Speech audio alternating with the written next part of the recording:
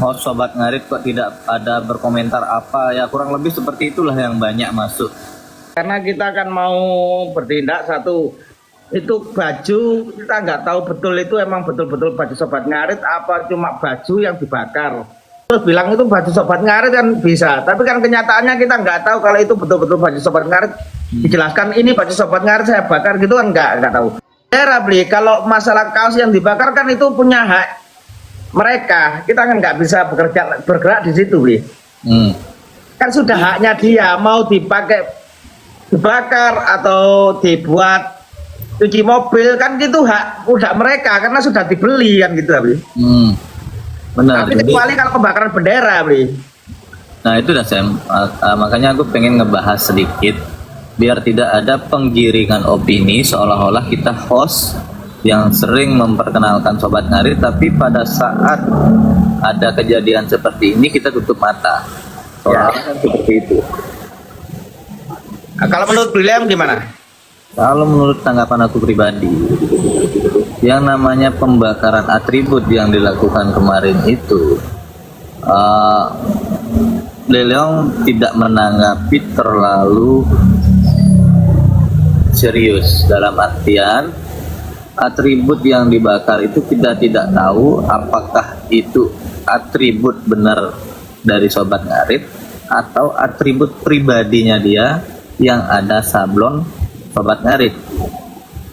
Nah, kalau atribut pribadi dalam artian atribut pribadi ini dia mungkin membeli baju atau membuat baju sendiri. Nah, itu kan bukan ranah kita, itu haknya dia mau dilakukan seperti apa. Mau dibakar, mau diapain itu haknya dia sendiri. Akan tetapi yang mau beliau tanggapi di sini adalah narasinya. Narasi sebelum melakukan pembakaran. Nah, dalam hal ini walaupun itu yang dibakar bukan baju dari SN ataupun bukan atribut dari SN, tapi ada narasi yang menyebutkan melakukan pembakaran baju dari SN itu sendiri. Nah, kalau beliau sendiri sih dalam narasinya ini pun beliau tidak boleh berkomentar terlalu banyak.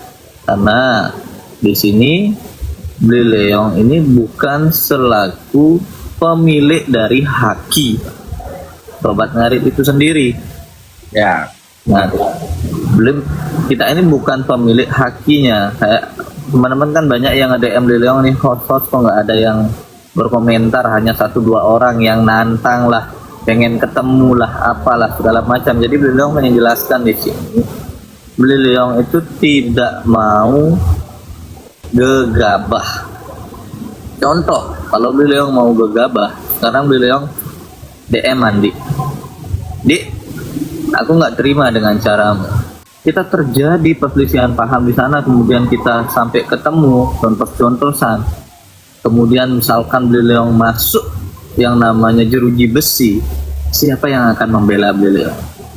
Apakah ada orang-orang yang bakalan ngebela beliau?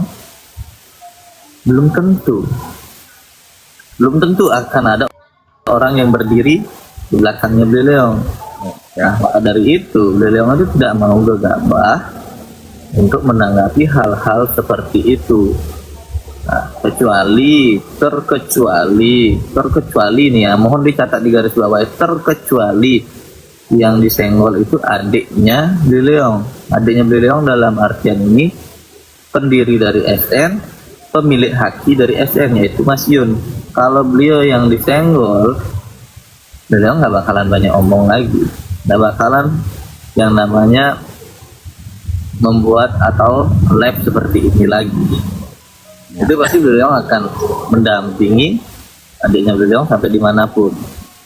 Nah, dalam hal ini kan dari pemilik haki sendiri pun belum mengambil sikap dalam hal ini, belum menanggapi video tersebut, karena beliau yakin dari pemilik haki sendiri juga pasti masih mencerna dan mencari bukti-bukti otentik yang Kenapa petinggi-petinggi Sobat Ngarit kok ada VT kayak tersebut kan nggak ada yang respon kan gitu ya. Kemarin saya lihat kan banyak yang bilang gitu. Karena kita mau tindak bagaimana lagi kalau seandainya itu bukti belum otentik kan itu tidak kelihatan kalau itu memang betul-betul baju Sobat Ngarit gitu loh, Bri. benar. Lain halnya, Sen. Lain halnya.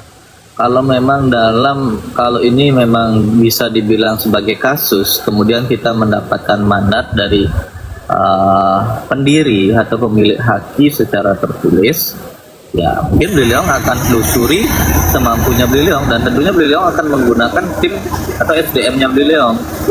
Nah, ini yang akan beliau lakukan. Tapi kalau memang belum ada,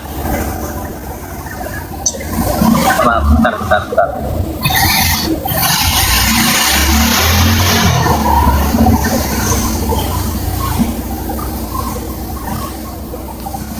Tapi kalau belum ada yang namanya penyampaian secara langsung beliau pun tidak berani mengambil sikap karena takutnya ini akan menjadi blunder ke depannya yang bisa menjatuhkan nama baik SN itu sendiri. Nah, seolah-olah kita nih sekarang ngotot dengan si Andik.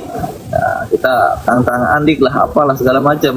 Tapi pada saat pembuktian nanti ternyata yang dilakukan oleh Andik ini tidak ada unsurnya sedikit pun mengarah ke kriminal. Nah, otomatis ini kan menjadi blunder untuk SN itu sendiri. Apalagi kita harus berani membawa nama SN itu sendiri.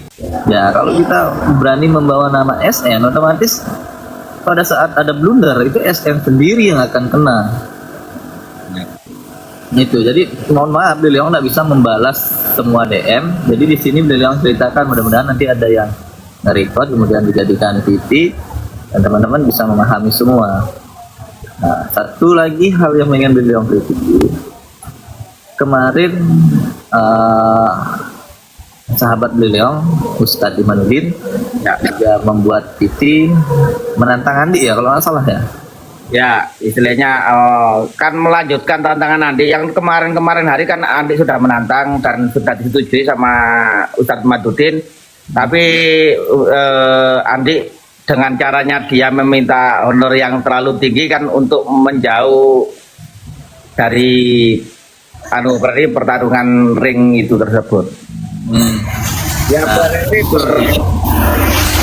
statement kalau ada terus menanyakan potongan-potongan video coba beliau kirim, cuman sampai dengan saat ini unsurnya itu tidak diketemukan, dan yang bisa membuat laporan bila mana mau dilanjutkan ke ranah hukum, yang bisa membuat laporan itu hanya satu, yang memilih haki.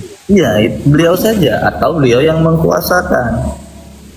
Kalau beliau nih yang membuat laporan secara resmi, itu pasti mental, legal standingnya beliau nggak ada. Dan kalau beliau yang di sosial media atau secara offline melakukan tindakan-tindakan yang melanggar hukum untuk meluapkan emosi sejenak ini, nah itu bakalan bisa menjadi blunder. Tapi gini Bli, saya izin mau tanya Bli ya. Kan seandainya nanti kita ada tindakan kerana hukum, terus dengan statementnya Andi bilang kayak gini Bli, itu baju saya sudah beli, mau saya bakar, mau saya bikin cuci mobil, saya bikin lap lantai, itu kan hak saya, kenapa diributkan? Kalau kayak gitu gimana Bli? Itu nggak ada masalah sebenarnya, nggak bisa.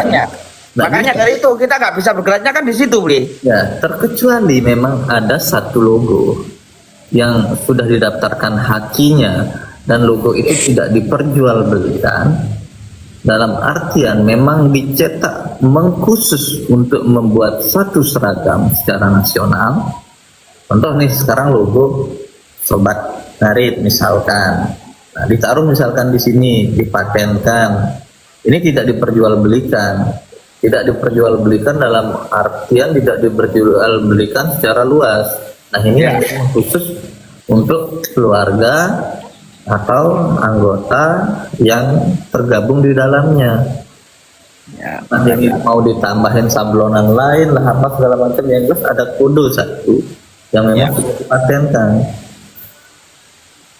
Nah, kalau Nyelong lihat dari segi hukum, yang masuk itu ya cuma ujaran kebenciannya, ya, ujaran untuk hal-hal yang memang sifatnya kita perlukan pada saat ada kegiatan skala nasional, ya itu beda lagi. ya benar. Tuh.